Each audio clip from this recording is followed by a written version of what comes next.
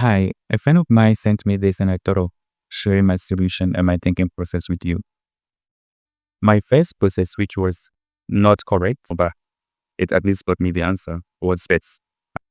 So let's deal with the wrong approach first. The wrong approach goes like this. First, we'll have to multiply the exponent by 2 over 2. I'm in a way trying to square the base and get a nicer form of x.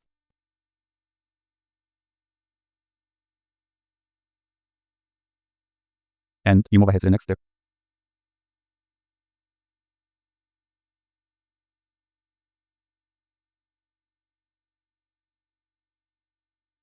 Then you move to the next step by actually squaring the binomial. And squaring the binomial, we'll get 1 plus 2i plus I squared is -1. So I should warn you that the I is the square root of -1 so that you know how it behaves. Now, this is the square. This whole thing is what is in this bracket.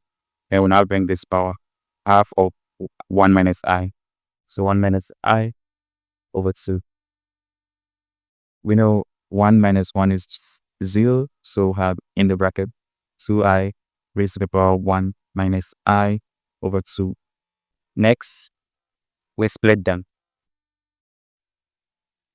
First, you have 2i, taking the half part of it, times 2i, taking the negative I over 2 part of it.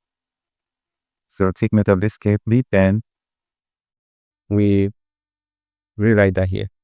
The 2i takes half, and that same 2i takes negative I over 2, just using the properties of exponents. Next, we can also split this into 2 and this also into 2. So we have 2 raised to the power half times I raised to the power half times this, not the splitting of the right one. 2 raised to the power negative I over 2 times I raised to the power negative I over 2. This is just root 2, so we don't have to manipulate it anyhow. Times this, we'll try to write it in another way, which will help us later.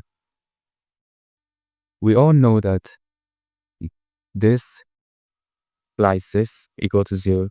That's the Euler's identity.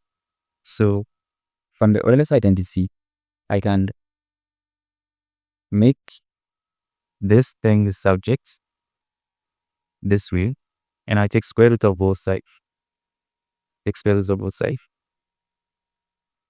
And I'll get e to the power I over t to be I.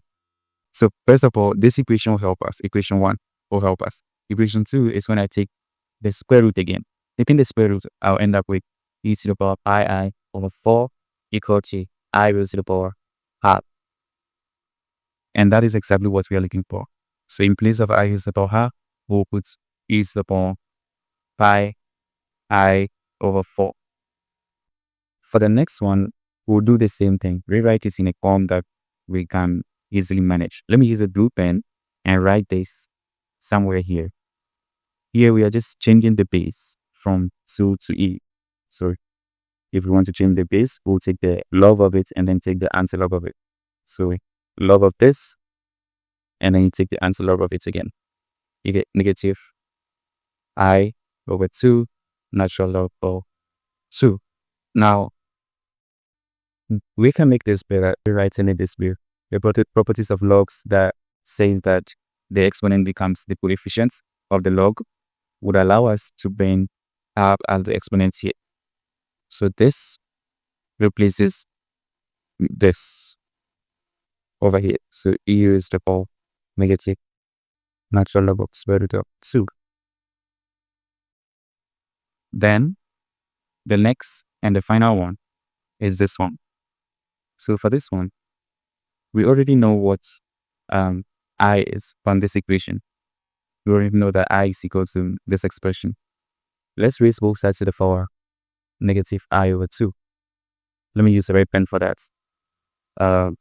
E raised to the power I over 2 because I'm raising both sides to the power negative I over 2 just to match this thing over there.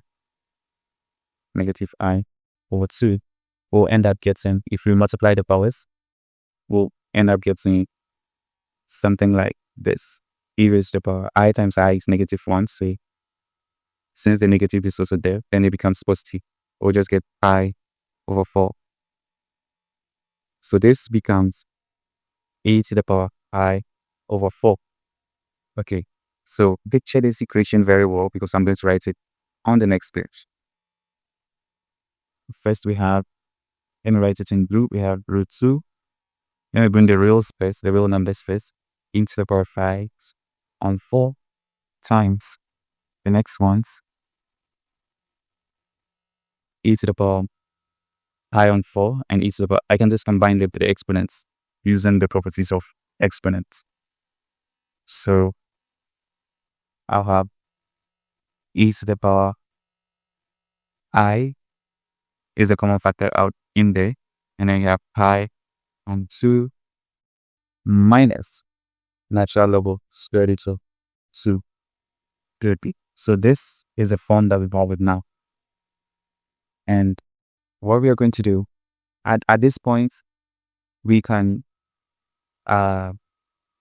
use the Euler's formula. The Euler's formula is like this.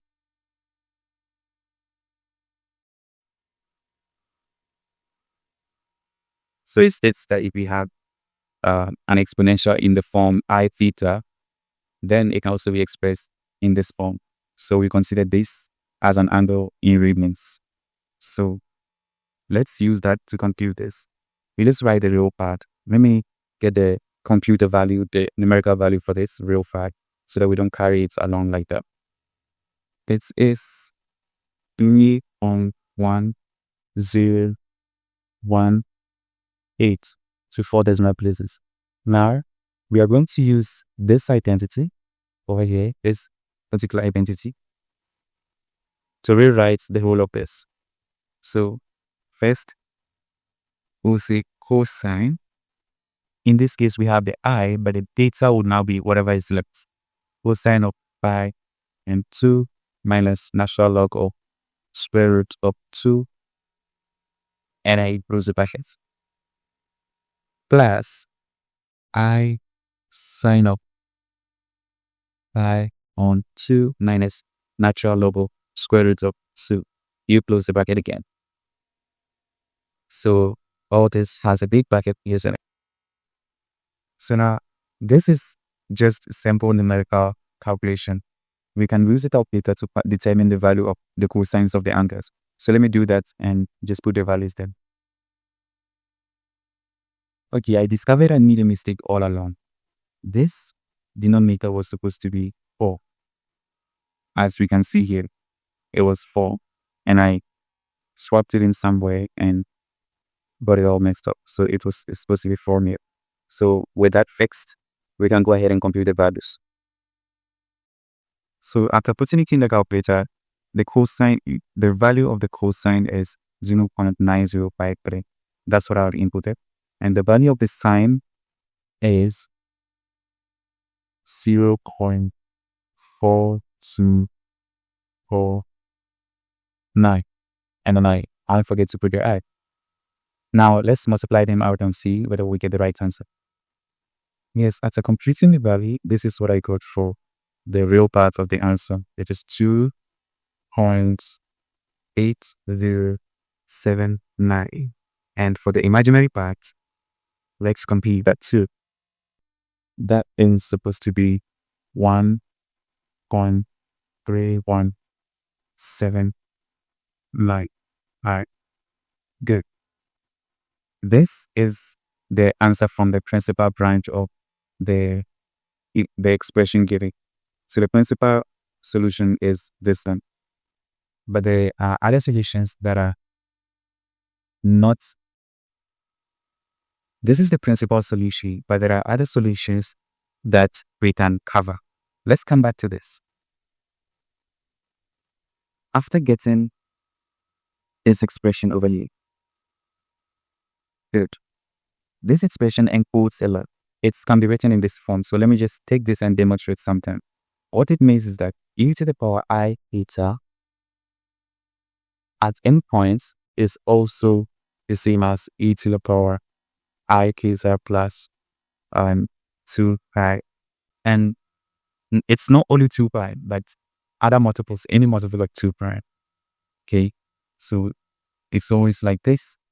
So let's say the magnitude was root 2 something. So let's say this the magnitude of it, and then it rotates around a circle. So let's assume it cuts the location anti-clockwise from this point to this point, and then back, and then back, and then back. When it comes back to its original position, it will restart the journey. And all the values you encounter on the way are all solutions. That's why you add this one to cover all other solutions. This is the Slickly method I used. This video is already long. I'll post a part 2 to cover the right way to do this. Now, let me show you why this is the wrong way to do this. In our expansion, we used this 1 plus I squared it, or used it, okay? Now, when we squared, we got 2i. Assuming we could comfortably square anything and use it, okay? Assuming we could comfortably square any imaginary number like that for our own convenience because we wanted something just with one term. Why don't we also square this one so that we get a much more convenient number, so that we'll get -4? Yes, you see, the problem with this is that it has lost its meaning like that. At this point, if you use this and then you raise into the power I minus 1, it won't be exactly the same as this. So it was just a coincidence that one step of the squaring works in this case. But let's say you do another squaring again. Okay, so in this case, it will be over 4. You do another step of squaring again, then you'd get just 8. I mean, -4. So you get, 16. And then after squaring this, and then you get it, and then getting 60, you'd end up with this. This doesn't carry the same information as this. So that's why this needs little trick. It's just a trick, but not the right way to go about it. I'll post a second video explaining the right way to go about it and how to actually solve it the way a mathematician will solve it. So until then, thank you for watching.